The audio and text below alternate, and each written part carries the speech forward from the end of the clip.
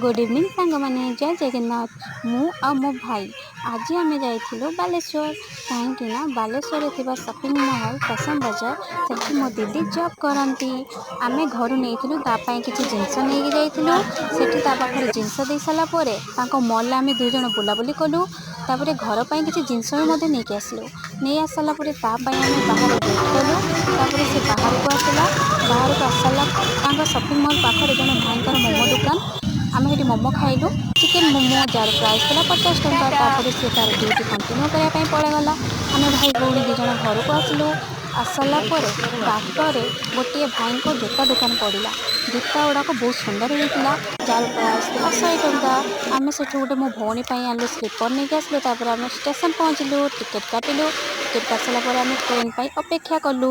तापर आसी आम घर पहुँचलु वीडियो भल लगी लाइक कमेंट सब्सक्राइब करदे जय जगन्नाथ।